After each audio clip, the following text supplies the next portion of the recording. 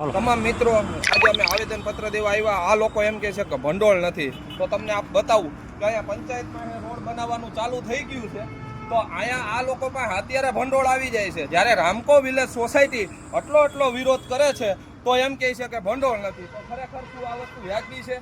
આ એકને ગોળ ને એકને ખોળની જે આ વસ્તુ કરે છે તો આ તદ્દન ખોટી વસ્તુ છે. આજે અમે જ્યારે અમારી એટલા વર્ષથી માંગણીઓ કરીએ છીએ ત્યારે આજે આ મંત્રી સાહેબ, સરપંચ સાહેબ એમ કહે છે કે ગ્રાન્ટું નથી. તો આ બધું ક્યાંથી આવે? તો ખરેખર તમારે રામકો વિલેજ સોસાયટીના કામ જ નથી કરવા. તો તમામ મિત્રો ખાસ બતાવું તમને કે આ રોડ કેવી રીતના બનાવે છે. જુઓ, આજે એટલી રજૂઆત કરવા છતાંય અમારી ત્યાં રામકો વિલેજ સોસાયટીમાં પણ કોઈ પણ કામ કરવામાં હજી આવ્યું નથી. અમે 8 દિવસનું અલ્ટિમેટમ આપેલું છે પણ આજ દી સુધી કોઈ પણ કામ કરવામાં આવેલું નથી. અને અહીંયા ઘૂટુ ગામમાં આજે કામ ચાલુ છે, તમે જોઈ શકો છો. જ્યાં જરૂરિયાત પાયાની સુવિધાઓ નથી ત્યાં કાંઈ આપવું નથી. જ્યાં બધી વસ્તુ અહીંયા નથી એ છતાંય અહીંયા દેવું છે. જુઓ તમે મિત્રો, ખાસ જોઈ શકશો. અહીંયા ફેવર બ્લોક નાખવામાં આવે છે.